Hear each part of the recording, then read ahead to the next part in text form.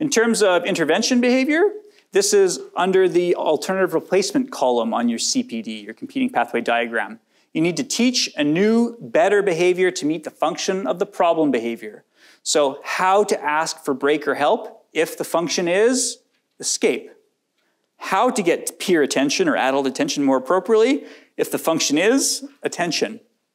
How to ask for an item if the function is tangible, right? Now that you know the function, the replacement behavior is just a communicative response to get the same thing. And you don't have to overthink it. It can be a word, a phrase, a sentence, whatever is easily within the person's repertoire and is probably easier than the problem behavior, right? It's less effort to do this replacement behavior than to go through all the effort of the problem behavior. Remember that problem behavior is communicative behavior, and telling isn't teaching. So you can't just say to your student, if you don't want to do this, you have to ask for a break and tell them once, right? If telling was teaching and it was that easy, we wouldn't need to go to all this effort because we could just tell everyone what to do and they'd always do it. So it's another one of my slogans and bumper stickers. Telling isn't teaching. Teaching is setting up the antecedent behavior consequence. I have to set up the circumstance where I present the antecedent, prompt you to use the replacement behavior, honor it, and reinforce the replacement behavior. And do that again and fade out my prompts, right? I have to actively teach it, not just say, hey, you know you can do this, and then be frustrated when they don't do it, right? If that happens, it's because I haven't taught it. So for teaching a new behavior, first of all, define the behavior, identify positive and negative examples, right? So that they can discriminate green light, red light, what is appropriate and what's not. Model how to do it, do some role play and feedback, and then practice. You can pre-correct, issue some reminders, prompt, reinforce, fade out your prompts over successive teaching trials. You have to explicitly and actively teach when you pick your ARB. That's a huge emphasis, right? You can have your CPD, your competing pathway diagram. You can plot the four-term contingency at baseline. You can identify what seems to be a really clever and relevant alternative replacement behavior.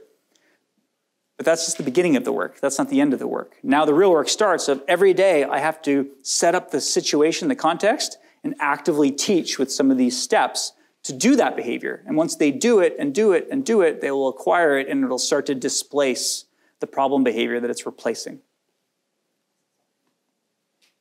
You need some learn units.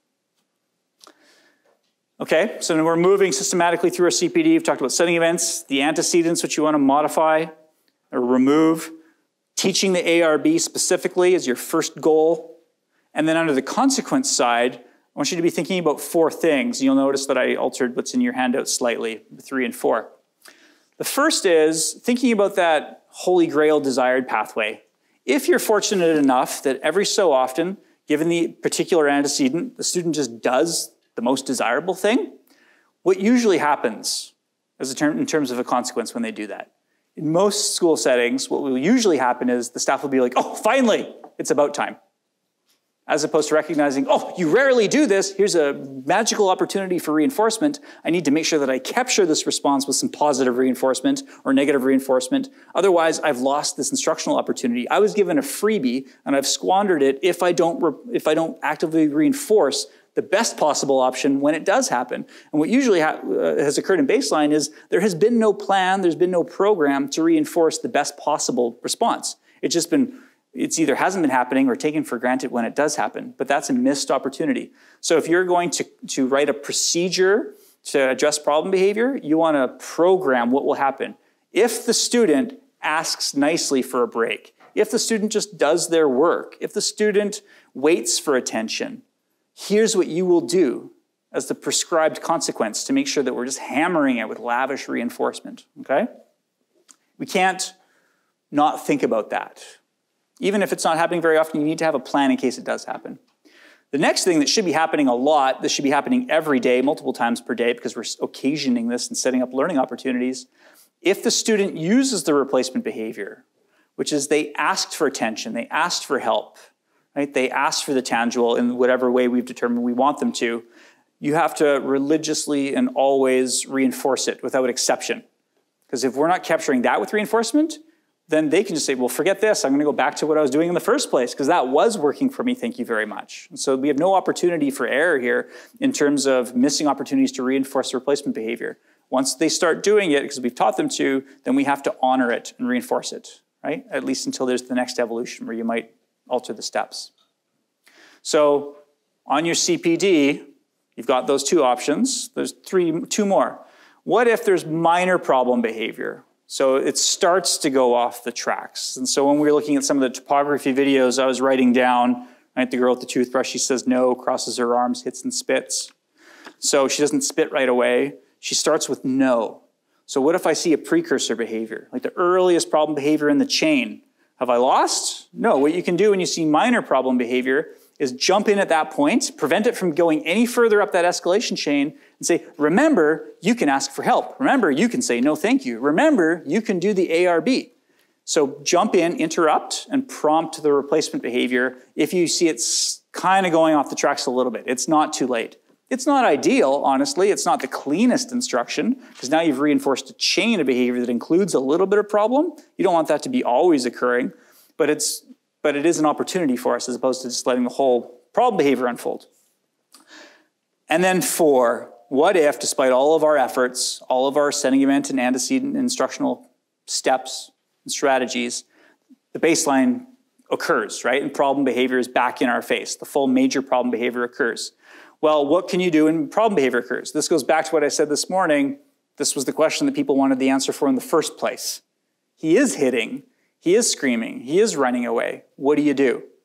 Well, because you know the function, one option is to identify what the reinforcer is and make sure that they don't get it. Right? So if it's asking for the iPad at bedtime, you're not going to get it. I'm not going to feed that. Right? That problem behavior is not going to get fed with what's been sustaining it, which means you're going to do extinction. What did I say this morning? You can't always do extinction. Right? So you might have to just redirect somewhere else. You might have to recognize that in this moment, we might be reinforcing the problem behavior a little bit, but we're going to regroup and come back and make sure that our package of strategies is more effective so that we don't wind up here again. Technically, you do have punitive strategies at your disposal. Perhaps a timeout is appropriate, right?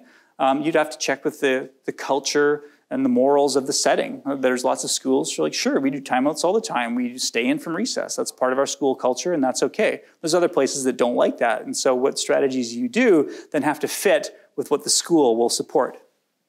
My students made this t-shirt for me a few years ago. On the front it says, if you don't have reinforcement, and on the back it says, go home. It's a picture of my class pointing to the door. This is one of my behavioral bumper stickers. This is what I always say to them. If your job is to be a teacher, in this case, my students are going and doing one-on-one work with kids with autism. If you don't have reinforcement, by definition, you cannot teach your student, whether it's teaching adaptive skills, it's skill acquisition, or it's teaching skills to reduce problem behavior. If you don't have effective reinforcement, you cannot do your job. You must have reinforcers, right? Your bosses all have effective reinforcers. It's called your paycheck. What's the equivalent for our students? If you don't have reinforcement, go home. So this is just a punchline take-home idea that we really do need to be thinking about the reinforcement, and we often need to be going back and rethinking about reinforcement because we sometimes take it for granted. We've got a token system. We've got a box of Skittles. We've got that covered. That's kind of a superficial thought process around reinforcement, right? Are they highly motivated to be working? Do we have things to motivate them to be cooperative? All right, let's do some practice. So Rob is a 9-year-old boy with high-functioning autism who has 2 one-hour work periods per week with the learning support teacher in her office. He's generally well-behaved and cooperative in the classroom with his teacher and SEA, but consistently gives the LST a hard time. It's gotten so bad that he'll scream at the LST to leave the room when she comes to get him and will consistently be silly during their work periods. For example, asking why she's not married. Seriously. Why aren't you married? What's wrong with you? He'd say this. And using profane language. And suddenly get up and bolt from the room at least once per hour. This behavior is increasing in frequency. The other thing he would do is say, is anyone in your family dead? Who's dead? Your mom's dead? Does that suck? Like really offensive stuff, right? And she was just like being suckered by this. It was based on a true story. So this behavior is increasing, right? He's getting worse with his learning support teacher when she does want to work with him. So what's the target problem behavior here? Yeah, the function's escape. If we're defining the topography here, it's screaming when she comes to get him, saying all these socially inappropriate and offensive things, acting silly, right? Being really, really inappropriate. What's the hypothesis, the function of the target behavior? Escape. He doesn't seem to want her attention. He doesn't want anything from her that we can determine in our armchair FA here right now. He seems to just not want to do anything with her. Escape. What's the accidental reinforcement of the behavior?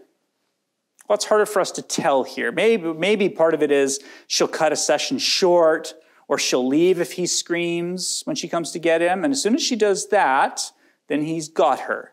And that's the accidental reinforcement. With the best of intentions, she's actually created the beast.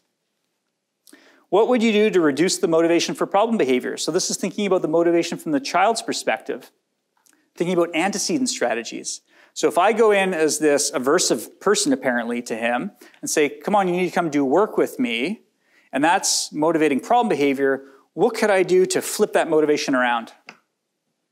Any ideas?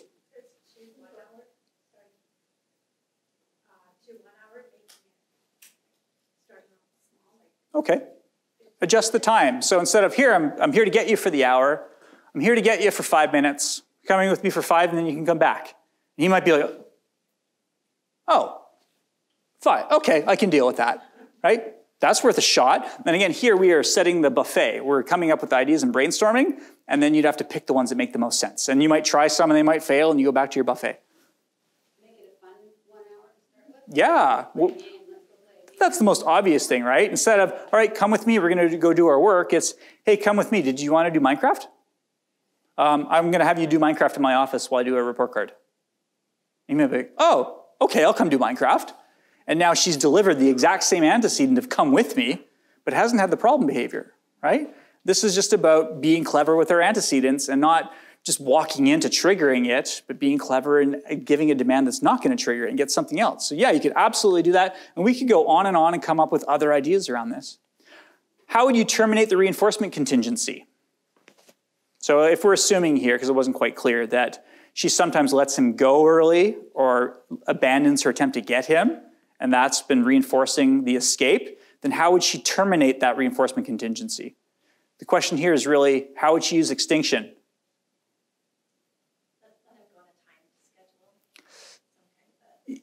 Even more simply. Think even more simply. If I come to get you and you misbehave, and then sometimes I'll let you off the hook, then how would you terminate the reinforcement contingency? Is, I won't let you off the hook. I'm here, scream all you like, you're coming with me. You're in my office, be goofy all you want, you're here till the hour expires, right? That would be extinction. That's on the table as an option. In practicality, there are probably people who are going to have problems with actually trying that. It doesn't make sense in the real world. And what alternative response would you teach? Here's your ARB. What could he do instead that's functionally equivalent to the problem behavior?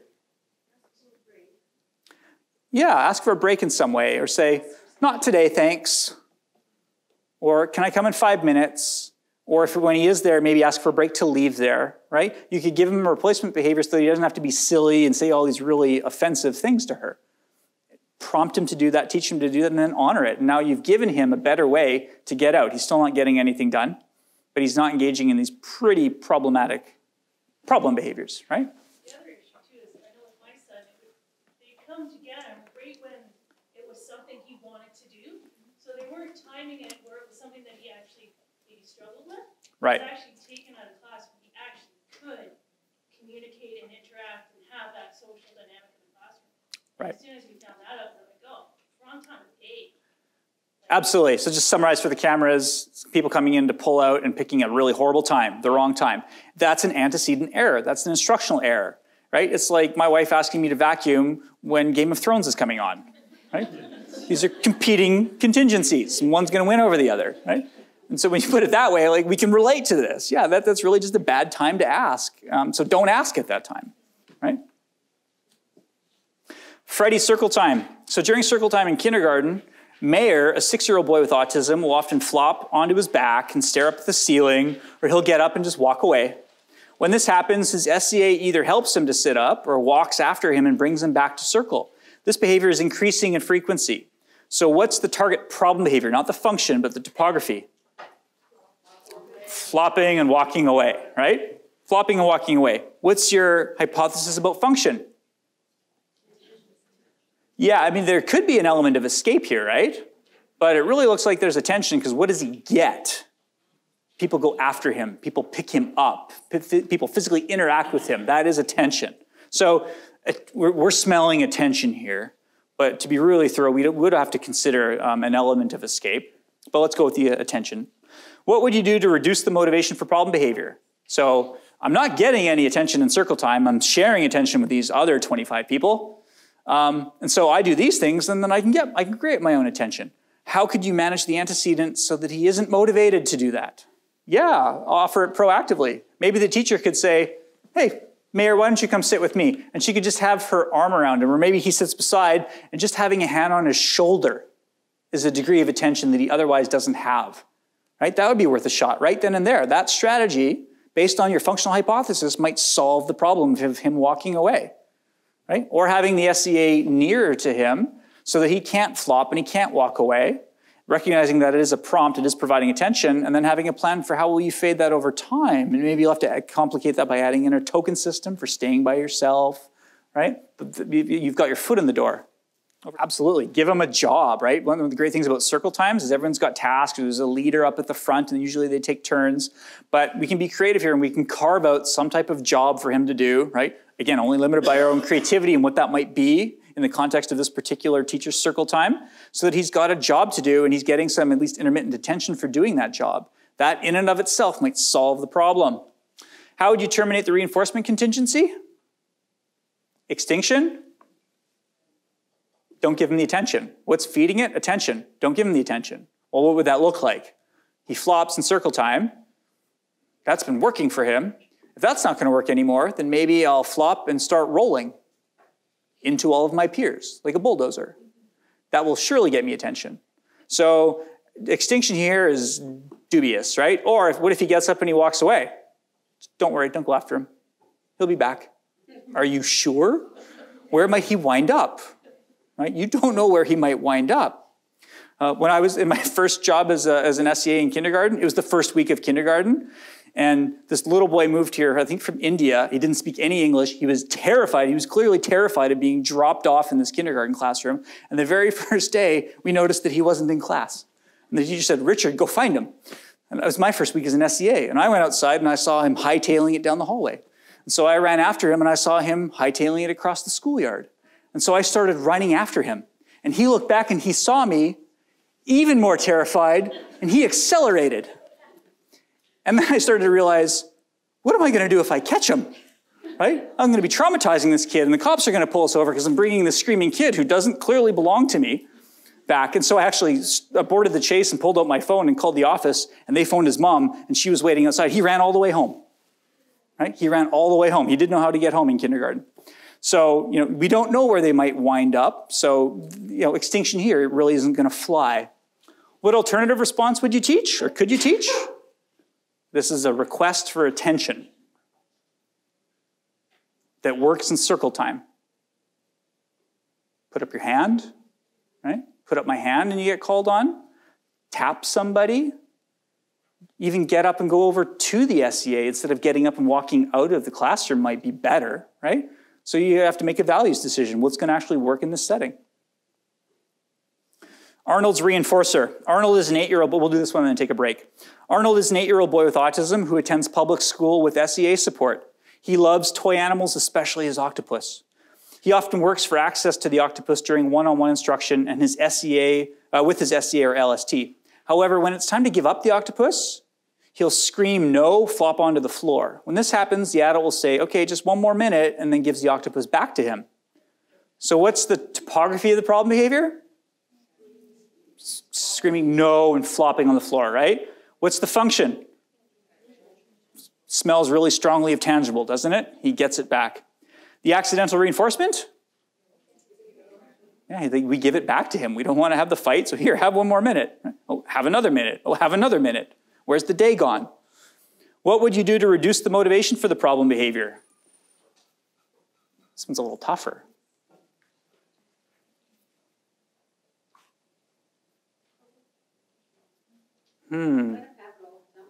Let him have it all the time? Or let him know he has one.